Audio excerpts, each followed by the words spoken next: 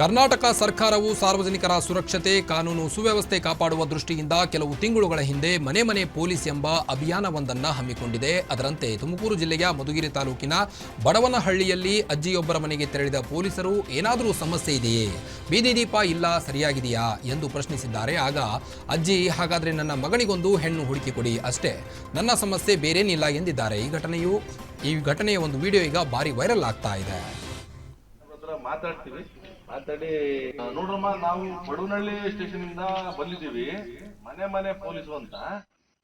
ನಾವು ನಿಮ್ ಮನೆ ಹತ್ರ ಬಂದಿದ್ದೀವಿ. ನಿಮ್ದು ಏನಾದ್ರು ಸಮಸ್ಯೆ ಇದ್ರೆ ನಮ್ಮ ಹತ್ರ ನೀವು ಹೇಳ್ಕೋಬಹುದು.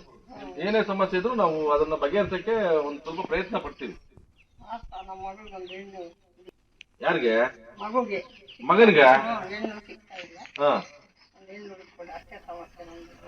ಸರಿ, ನಮ್ಮ ಆಯ್ತು. ಮಗನಿಗೆ ಹೆಣ್ಣು ಅಂತ ಅಂದ್ರೆ ನೋಡೋಣ, ಅದನ್ನ ನಾವು ನಮ್ಮ ಸಾಹೇಬ್ರ ಹತ್ರ ಮಾತಾಡ್ತೀವಿ. ಮಾತಾಡಿ ಏನು ಮಾಡ್ಬೋದು ಅದ್ರ ಬಗ್ಗೆ ಅನ್ನೋದ್ರ ಬಗ್ಗೆ ನಾವು ಅಲ್ಲಿ ವಿಚಾರ ಮಾಡಿ ತಮ್ಮ ಗಮನಕ್ಕೆ ತಗೊಂಡ್ಬರ್ತೀವಿ. ಇಷ್ಟು ಬಿಟ್ರೆ ಇನ್ನೇನಿದೆ ಸಮಸ್ಯೆ? ಲೈಟು ಕಮ್ದಾಗೆ ಲೈಟ್ ಗಿಟ್ ಇರ್ತಾವ? ಹೌದ್ರಾ? ನೋಡ್ರಮ್ಮ, ನಾವು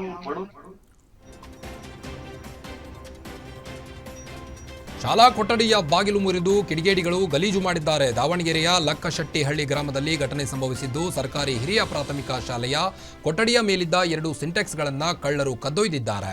ಶಾಲಾ ಕಾಂಪೌಂಡ್ ಗೋಡೆ ಹಾರಿ ಶಾಲೆಗೆ ನುಗ್ಗಿದ್ದು, ಶಾಲೆಗೆ ಒಂದು ಕೊಠಡಿಯ ಕಿಲಿ ಮುರಿದು ಒಳನುಗ್ಗಿ ಕಿಡಿಗೇಡಿಗಳು ಗಲೀಜು ಮಾಡಿದ್ದಾರೆ. ಕೊಠಡಿಯಲ್ಲಿದ್ದ ಪುಸ್ತಕಗಳನ್ನು ಚಲ್ಲಾಪಿಲ್ಲಿ ಮಾಡಿದ್ದು, ಅಡಕೆ ಎಲೆ ಹಾಗೂ ಗುಡ್ಕಾ ತಿಂದು ಗೋಡೆಗೆ ಉಗುಳಿ ಗಲೀಜು ಮಾಡಿದ್ದಾರೆ. ಘಟನೆ ಕುರಿತು ಮುಖ್ಯ ಶಿಕ್ಷಕರು ಮಲೆಬೆನ್ನೂರು ಠಾಣೆಗೆ ದೂರು ನೀಡಿದ್ದಾರೆ.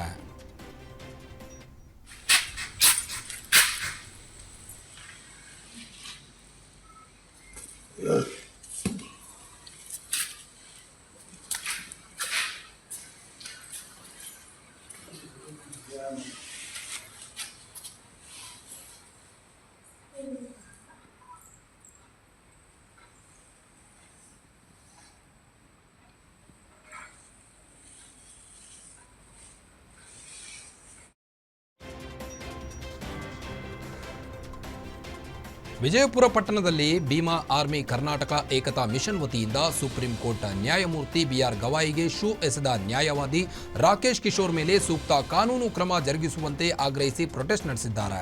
ಅಂಬೇಡ್ಕರ್ ವೃತ್ತದಿಂದ ಜಿಲ್ಲಾಧಿಕಾರಿ ಕಚೇರಿಯವರೆಗೆ ಪಾದಯಾತ್ರೆ ಮೂಲಕ ಪ್ರತಿಭಟನೆ ನಡೆಸಿದರು.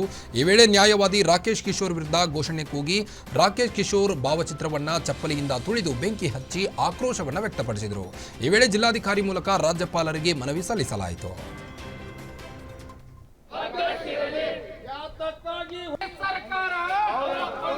ಡಾಕ್ಟರ್ ಬಾಬಾ ಸಾಹೇಬ್ ಅಂಬೇಡ್ಕರ್ ಅವರಿಗೆ ಎಲ್ಲಿವರೆಗೆ ಹೋರಾಟ, ಎಲ್ಲಿವರೆಗೆ ಹೋರಾಟ. ಡಾಕ್ಟರ್ ಅಂಬೇಡ್ಕರ್ ಅವರಿಗೆ ಏನೇ ಬರಲಿ, ಏನೇ ಬರಲಿ, ಸೀದಾ ಇಡ್ರಿ, ಈ ಕಡೆ ಇಡ್ರಿ.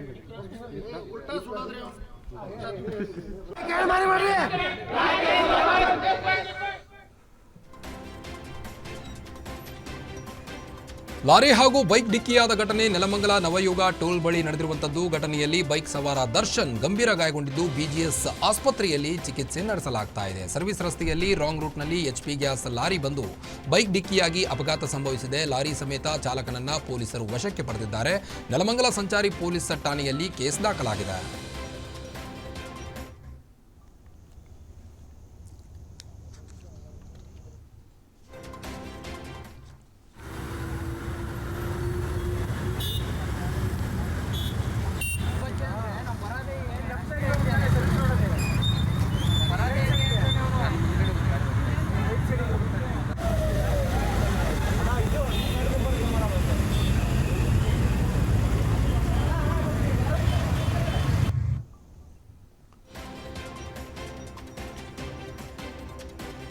ತುಮಕೂರು ಜಿಲ್ಲೆಯಲ್ಲಿ ಗುಡುಗು ಸಹಿತ ಧಾರಾಕಾರ ಸುರಿದ ಮಳೆಗೆ ಹಳ್ಳ ಕೊಳ್ಳಗಳು ತುಂಬಿ ಹರಿಯುತ್ತಿವೆ. ಮಾಚಘಟ್ಟ ಗ್ರಾಮಕ್ಕೆ ತೆರಳುವ ರಸ್ತೆಯಲ್ಲಿರುವ ಸೇತುವೆ ಮಳೆ ನೀರಿನಿಂದ ಸಂಪೂರ್ಣ ಜಲಾವೃತವಾಗಿದೆ. ತಿಪಟೂರು ತಾಲೂಕಿನಲ್ಲಿರುವ ಮಾಚಘಟ್ಟ ಗ್ರಾಮ, ತುಮಕೂರು, ಗುಬ್ಬಿ, ತಿಪಟೂರು, ಕುಣಿಗಲ್ ಸೇರಿದಂತೆ ಜಿಲ್ಲೆಯಾದ್ಯಂತ ಮಳೆಯಾಗಿದ್ದು, ಹಲವೆಡೆ ತಗ್ಗು ಪ್ರದೇಶಗಳಿಗೆ ಮಳೆ ನೀರು ನುಗ್ಗಿ ಅವಾಂತರಗಳನ್ನು ಸೃಷ್ಟಿ ಮಾಡಿವೆ.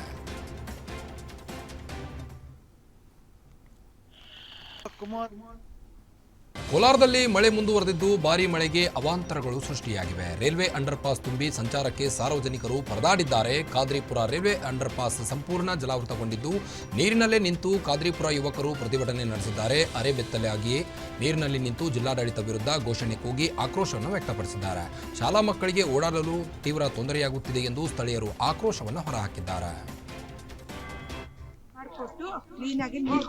ಎಷ್ಟು ವರ್ಷದಿಂದ ಸಮಸ್ಯೆ ಮೇಡಮ್? ಒಂದು 5-6 ವರ್ಷದಿಂದ ಸಮಸ್ಯೆ ಆಗುತ್ತೆ. ಇಲ್ಲ, ಇವಾಗ ಮಳೆ ಬಂದಾಗ ಇಲ್ಲಿಂದಾನೇ ಹೋಗ್ಬೇಕಾ ನೀವು? ಈ ಕಡೆಯಿಂದಾನೇ ಹೋಗ್ಬೇಕು, ಬೇರೆ ದಾರಿ ಇಲ್ಲ ನಮಗೆ, ರೋಡ್ ಇಲ್ಲ, ಸರಿಯಾದ ರೋಡ್ ಇಲ್ಲ, ಇದೇ ರೋಡೇ ಕರೆಕ್ಟ್. ಅಲ್ಲ, ರೈಲ್ವೆ ಟ್ರ್ಯಾಕ್ ಕ್ರಾಸ್ ಮಾಡಿ ಡೇಂಜರ್ ಅಲ್ಲ? ಇದೇ ರಸ್ತೆನೇ ಇರೋದು, ಬೇರೆ ದಾರಿ ಇಲ್ಲ ಅಂತ ಹೇಳ್ತಾ ಇದೀವಲ್ಲ, ಬೇರೆ ಇದೇ ಇಲ್ಲ.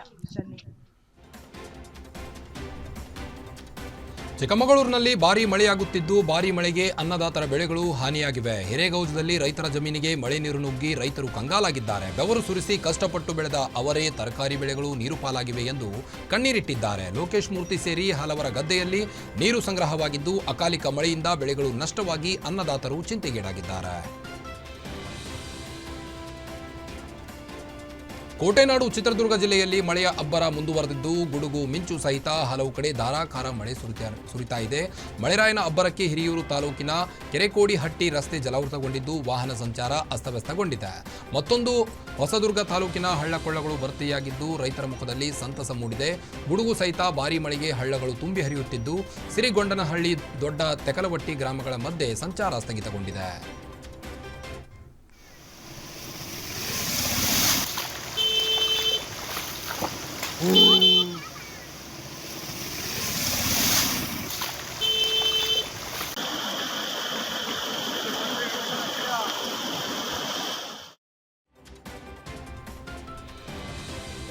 ರಾತ್ರಿ ಸುರಿದ ಭಾರೀ ಮಳೆಗೆ ವಾಹನ ಸವಾರರು ಪರದಾಡಿದ್ದಾರೆ. ಬೆಂಗಳೂರು ಸೌತ್ ಜಿಲ್ಲೆ ಚನ್ನಪಟ್ಟಣ ತಾಲೂಕಿನ ತಿಟ್ಟಮಾರನಹಳ್ಳಿಯಲ್ಲಿ ಅಂಡರ್ ಪಾಸ್ ಸಂಪೂರ್ಣ ನೀರು ಮಾಯವಾಗಿದೆ.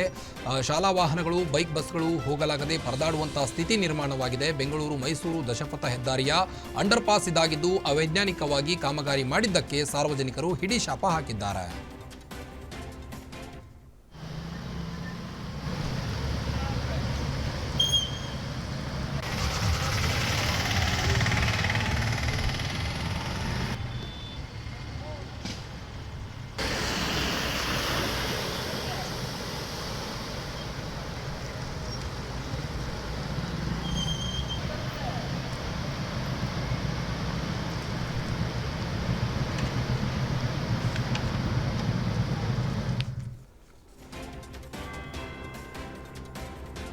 ಶಿವಮೊಗ್ಗದಲ್ಲಿ ಭಾರೀ ಅಗ್ನಿ ಅವಘಡ ಸಂಭವಿಸಿದೆ. ಈ ದುರಂತದಲ್ಲಿ ಬೇಕರಿಯೊಂದು ದಗದಗ ಹೊತ್ತಿ ಉರಿತಾ ಇರುವಂಥದ್ದು. ಶಂಕರಘಟ್ಟದ ಕುವೆಂಪು ವಿಶ್ವವಿದ್ಯಾಲಯದ ಮುಂಭಾಗದ ಬೇಕರಿಯಲ್ಲಿ ಈ ಒಂದು ಘಟನೆ ಸಂಭವಿಸಿದೆ.